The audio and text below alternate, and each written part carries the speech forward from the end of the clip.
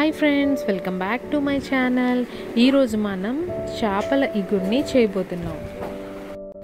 మీరు ఈ రెసిపీని చాలా ఈజీగా, టేస్టీగా, పర్ఫెక్ట్గా ఎలా చేయాలో ఇప్పుడు చూద్దాం.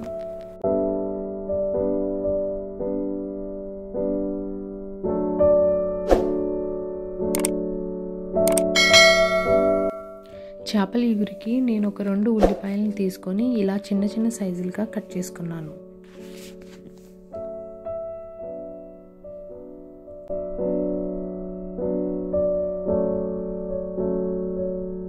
ఇలా ఆనియన్స్ని చిన్న చిన్న పీసెస్గా కట్ చేసుకొని పక్కన పెట్టుకోవాలి.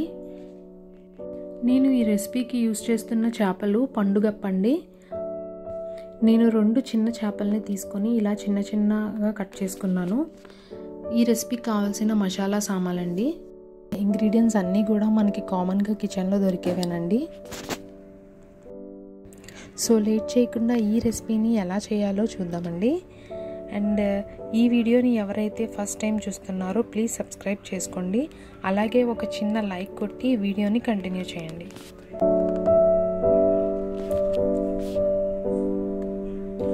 ఫస్ట్ మనం ఒక ప్యాన్ తీసుకొని ఆ ప్యాన్లో 2 స్పూన్స్ ఆయిల్ వేసుకోవాలి.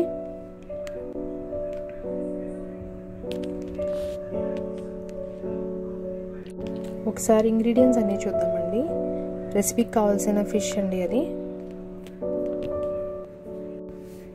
పచ్చిమిరపకాయలు ఒక 4 తీసుకున్నానండి, మధ్యలో కట్ చేసుకొని పెట్టుకున్నాను.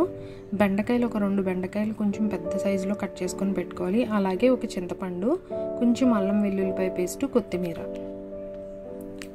అలాగే కొంచెం జీలకర్ర, కొన్ని మెంతులు. జీలకర్ర మెంతులు వేసుకోవాలండి ఫస్ట్.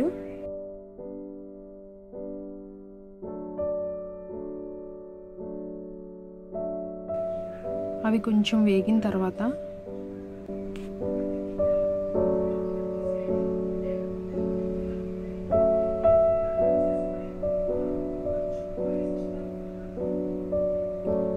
మనం కట్ చేసి పక్కన పెట్టుకున్న ఆనియన్స్ని వేసుకోవాలండి.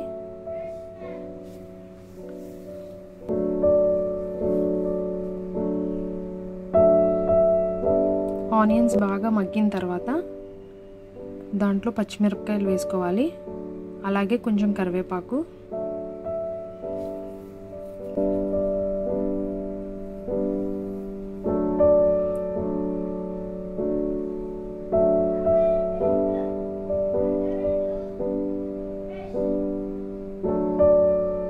కొంచెం బాగా మగ్గిన తర్వాత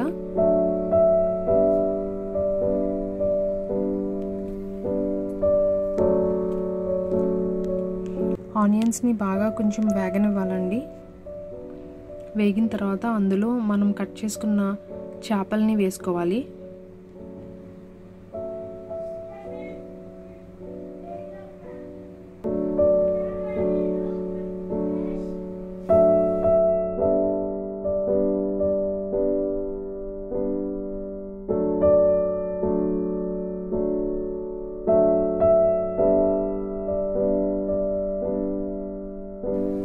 తర్వాత కొంచెం సాల్ట్ వేసుకోవాలి.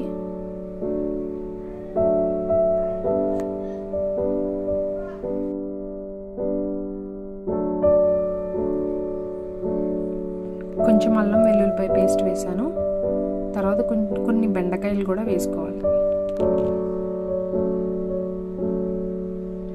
బెండకాయలు వేసుకుంటే డిఫరెంట్ టేస్ట్ వస్తుందండి. అందుకే చేపల కూరలో చాలామంది బెండకాయలు వేసుకుంటారు.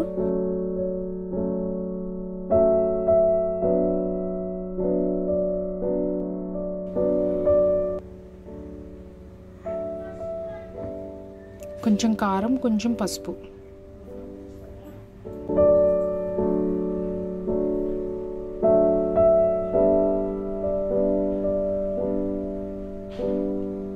అలాగే ధనియాల పొడి, జీలకర్ర పొడి,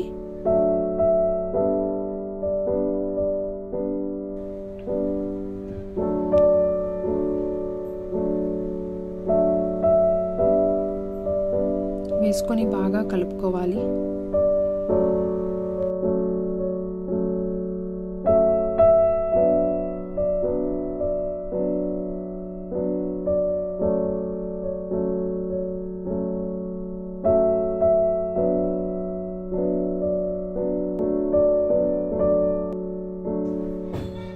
ఇప్పుడు కొంచెం కొత్తిమీర వేసుకుందామండి.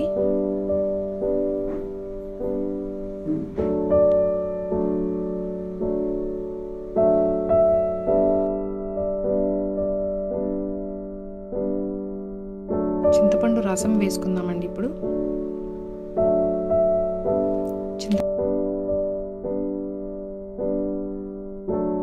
అందులో కొన్ని టమాటాలు కూడా వేసుకున్నాను.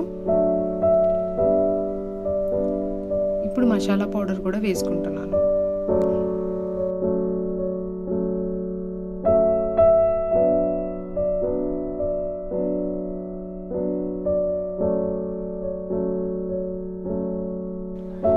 కొన్ని వాటర్ వేసుకొని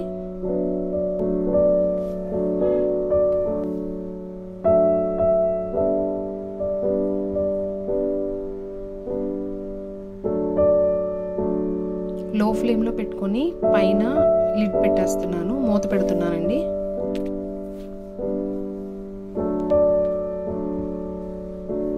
లో ఫ్లేమ్లో కుక్ చేసుకోవాలండి. కుక్ చేసుకున్న తర్వాత కొంచెం వాటరీగా ఉంటుంది. అప్పుడు మనం మూత తీసుకొని ఒకసారి కలుపుకొని మళ్ళీ మూత పెట్టుకుంటే కొంచెం దగ్గరగా అవుతుంది అన్నమాట.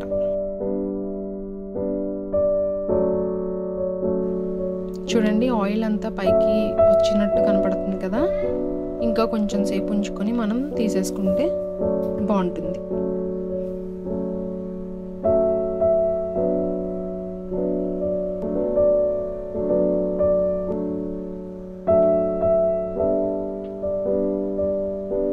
ఫైనల్గా చేపల ఎగురు రెడీ అయిపోయిందండి.